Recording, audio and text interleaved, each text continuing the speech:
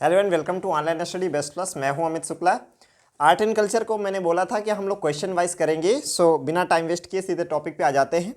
तो एक क्वेश्चन पूछा गया है कि जब Persian literacy sources of medieval India reflects the spirit of the age, कि आपको ये बताना है कि जो पर्शियन जो फारसी साहित्य है वो मध्यकालीन भारत के उस समय की जो चीज़ें हैं उसकी जो स्पिरिट है उसको रिफ्लेक्ट करता है, वो आपको एक्सप्लेन करना है।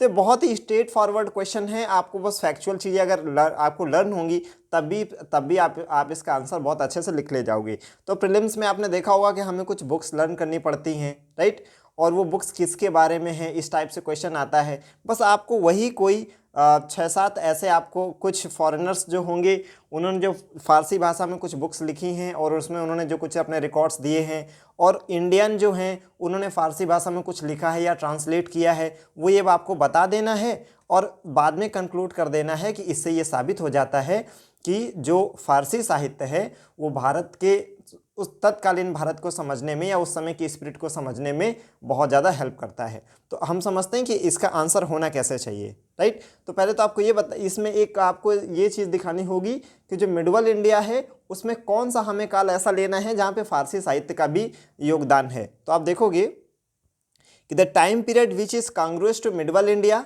and the as well as the Persian literature is from 13th century to 19th century। ठीक है, ये हमारा हो गया definition. And major Persian works of that period में बी समराइज्ड एज फॉलोइंग। कौन कौन सी चीज़ें हैं जो आप लिख सकते हो? तो पहले आपको डेफिनेशन में क्या लिखना है? The time period of medieval India and the Persian literature is 13th century to 19th century and which tells many things about that time of India and the spirit of that time of India। ठीक, and it can be summarized in a nutshell as following। वो क्या हो सकता है? तो आप पहला जो उसमें एग्जाम्पल देखते हो दैट इज अमीर खुसरो। ठीक है, तो अमीर खुसरो जो है वो एक फारसी भाषा में 2 किताबें लिखता है। सिंपली आपको क्या करना है, एक आपने डेफिनेशन लिखा, उसके बाद आप सीधे आ जाइए कि आप उस बातों को ऐसे एक्सप्रेस कर सकते हैं। तो पहला हमने व्यक्ति देखा अमीर खुसरो। अमीर खुसरो 2 किताबें लिखता है। एक किताब जो इंपॉर्टेंट है फारसी भाषा में, पहली है खजाइन उल फुतूह और दूसरी किताब का नाम है नूर सिपिहर। इस पहली किताब में वो he explain the exploits of the Alauddin Khilji. Explained the exploits of Alauddin Khilji. ठीक, सेकेंड में क्या बताता है? in this book he talks about he praises and talks about the culture, climate, music, people, arts, architecture of that time of India। तो इसमें क्या क्या हो गया, उसने क्या क्या बताया है?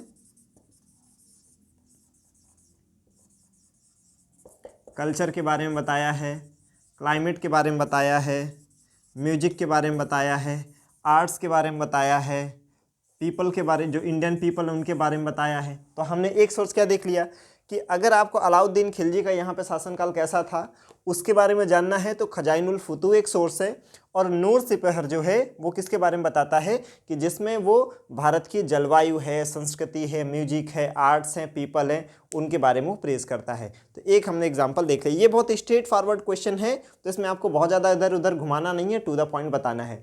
तो हमने क्या बताया कि फारसी भाषा में अमीर खुसरो ने जो लिखा वो 2 किताबें ये हो गई। जो अगला जो इंपॉर्टेंट नाम है दैट इज़ अमीर हसन। इसको अमीर हसन दहलवी भी कहा जाता है। इसने क्या किया है? इसने एक बुक लिखी है दैट इज फवाद उल फवाद। इसकी बुक का नाम क्या है? फवाद उल फवाद। इस किताब में ये क्या करता है?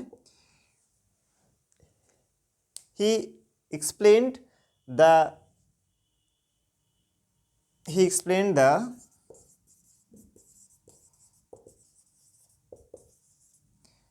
Conversation of Nizamuddin Auliya. ठीक है, और ये भी किस भाषा में है? ये सब फारसी भाषा में है। जो तीसरी हमें जो बहुत इंपॉर्टेंट है जो हम जान सकते हैं, दैट इज जियाउद्दीन बर्नी। जियाउद्दीन जियाउद्दीन जियाउद्दीन बर्नी। इसकी जो किताब का नाम है, आपको पता है इसने बुक लिखी है तारीख फिरोज शाही। तारीख ए फिरोज शाही। इसके साथ में एक हमें और नाम जानना चाहिए, दैट इज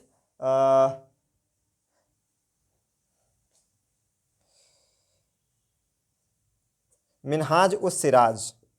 मिनहाज उस सिराज। इसकी जो बुक का नाम है दैट इज तबकात ए नासरी। तबकात ए नासरी। ये तो सारे हो गए विदेशी लेखक जिन्होंने अपनी किताबों के द्वारा उस समय के भारत के बारे में बताया है। ठीक है, ये हमने ये दे दिया। उसके बाद हम क्या कर सकते हैं कि इंडियन ऐसे कौन से हैं जिन्होंने फारसी भाषा में कुछ लिखा या ट्रांसलेट किया। तो उसमें आपको पता होगा कि सबसे बड़ा जो नाम आता है दैट इज़ अमीर खुसरो। तो अमीर खुसरो किसके शासनकाल में था, हम ये एक्सप्लेन कर देंगे। उसने जो बुक्स लिखी उनका नाम क्या था, उन बुक्स में क्या दिया है ये मेंशन कर देंगे। इससे हमारा इतने से ही काम हो जाएगा।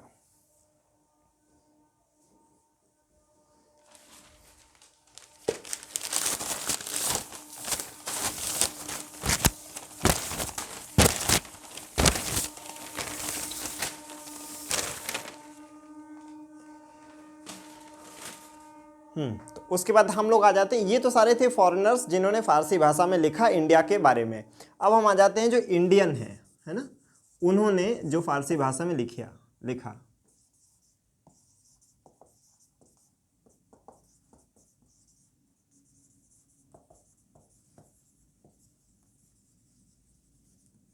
तो उसमें जो सबसे बड़ा नाम आया दैट इज अमीर खुसरो, सॉरी अबुल फजल।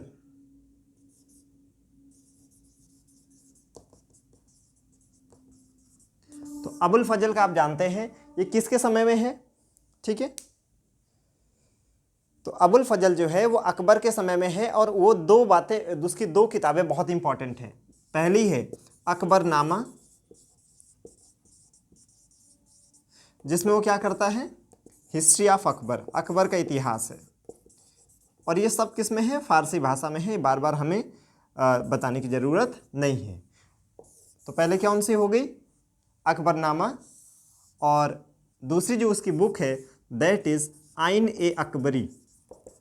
तो जो आइन ए अकबरी है इसमें ये क्या बताता है, the administration, culture, tradition, science, architecture of that time.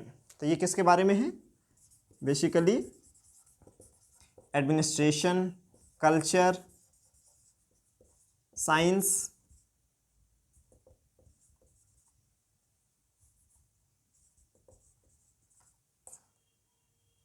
At the time of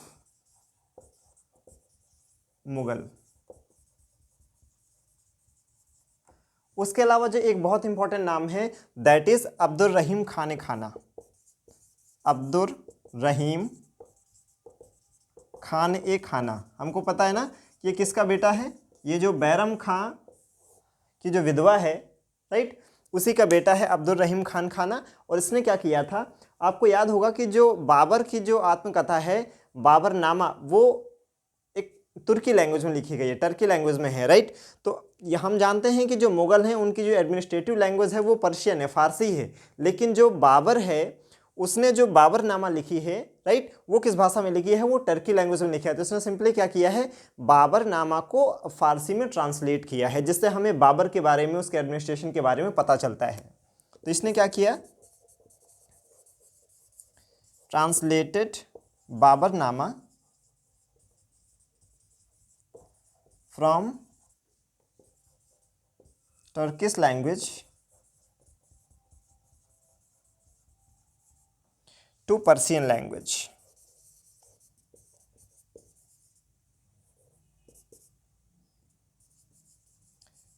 इसके बाद एक और बहुत इंपॉर्टेंट जो फिगर हमें याद रखना चाहिए, दैट इज दारासिको। दारासिको क्या करता है, he translated Upanishad into Persian language titled as Sirr e Akbar.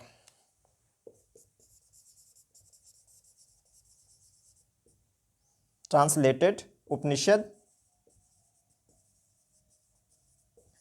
into Persian language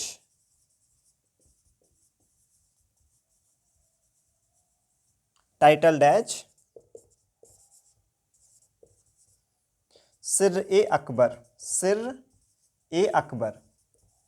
तो हमने क्या किया, पहले हमने बता दिया कि जो हमारा मिडवल इंडिया का टाइम है और उसी समय जो पर्शियन लैंग्वेज का जो बोलबाला है वो हम देखते हैं कब से कब तक, वो हम देखते हैं आपका जो 13 सेंचुरी से 19 सेंचुरी तक, यानी 1200 से 1800 के बीच का जो समय है, ये हमारा पर्शियन लैंग्वेज और मिडवल इंडिया का हमारा पीक पोर्शन है, राइट। इसमें से हम ये देखते हैं कि उस समय के इंडिया के स्पिरिट के बारे में जानने के लिए हमें बहुत सारे जो फारसी साहित्य लिटरेचर है उससे बहुत हमें हेल्प मिलती है। तो हमने कहाँ से किया, पहले हमने फॉरेन जो पर्शियन लैंग्वेज के राइटर हैं उनका हमने देख लिया कि उसमें हमने अमीर खुसरो को देखा, उसमें हमने अमीर हसन को देखा, उसमें हमने मिनहाजुस सिराज को देखा, उसमें हमने देखिए तारीख़ फ़िरोज़ शाही का जो है जियाउद्दीन बर्नी है, जियाउद्दीन बर्नी के बारे में देखा। उसके बाद हमने जो इंडियन हैं उनके बारे में देखा, तो उसमें जो बहुत इंपॉर्टेंट नाम हो जाता है अबुल फजल की 2 बुक्स हैं, अकबरनामा और आईन अकबरी, राइट। अकबरनामा किसके बारे में है, हिस्ट्री ऑफ अकबर, एंड आईन अकबरी क्या है, जो मुगल का एडमिनिस्ट्रेशन है उसके बारे में है। फिर उसके बाद हम देखते हैं अब्दुल रहीम खान खाना, तो उसने क्या किया, जो बाबर की जो आत्मकथा थी बाबरनामा, वो तुर्की लैंग्वेज में थी, तुर्की भाषा में थी, उसको उसने टर्किश से किस में किया, पर्शियन लैंग्वेज में ट्रांसलेट किया। इसके अलावा हम लोग दारासिको का नाम भी देखते हैं कि उसने उपनिषद का फारसी में अनुवाद किया और उसका टाइटल रखा शेर अकबर। कंक्लूड कैसे कर देंगे कि so it is evidently clear from the above mentioned facts that the Persian literary works helps a lot in understanding the spirit of medieval India at that time. So I hope आपको इस question के through ये चीज़ें समझ में आई होंगी कि art and culture में बहुत सारे क्वेश्चन जो होते हैं वो स्ट्रेट फॉरवर्ड होते हैं। अगर प्रीलिम्स में आपने चीज़ें लर्न की है ना, उनको एक स्ट्रक्चर में लिख दें, इससे आपका आंसर कंप्लीट हो जाता है।